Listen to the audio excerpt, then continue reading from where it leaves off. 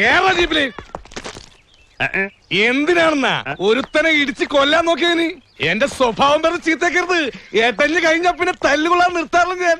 എന്നെ വെറുതെ തല്ലുകൊള്ളിപ്പിക്കാതെ കൊണ്ട് കേറച്ചു. ശ്യാമളം പറയുന്നത് അനുസരിക്കച്ചു, നീ ചെല്ല്. ശ്യാമളോ തന്റെ മടിയിലിരുത്തിയാണ് പേറ്റത്? സാറിന് വിളിയോ? ഞാൻ നിന്റെ ആശാനല്ലേ ശ്യാമള? ആശാനും കൂശാനൊക്കെ അങ്ങ് വാലേലി. യൂണിഫോം ഇട്ട് കഴിഞ്ഞാൽ എല്ലാവരും ക്രിമിനൽസാ. മോനെ ഒരു ഗുണ്ടയായിട്ട് വളർത്താനാണ് തന്റെ ഉദ്ദേശമെങ്കിൽ ഇടിച്ചു തന്നെ പൂമ്പലൊക്കെ ഞാൻ ഒന്നുമില്ല. ഒരു ഗുരുദക്ഷിണ കൊടുത്തതാ, ചുമ്മാ പേടിപ്പിച്ചതാ. എന്റെ കൈമനെ കടത്താതെ വേഗം വണ്ടി കേറച്ചു.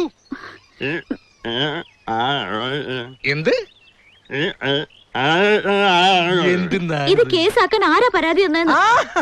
നിന്നെ ഇവിടെ നിന്ന് ഉടനടി പൊക്കണമെന്ന് സ്റ്റേഷനിലേക്ക് ഫോൺ ചെയ്ത് പറഞ്ഞത് മറ്റാരുമല്ല, ഈ നിൽക്കുന്ന നിന്റെ സ്വന്തം അച്ഛൻ തന്നെയാ.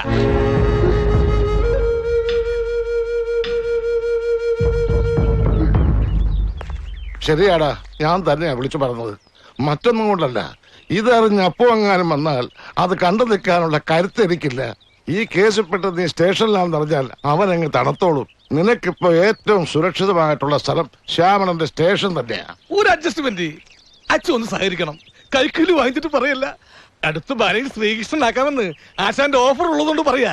ചെല്ലു ചെന്ന് നമ്മുടെ ചൈതന്യ രഥത്തിൽ കയറൂ. കാരാഗൃഹത്തിന്റെ വാതിൽ നിനക്കായി നാം തുറന്നു തരാം.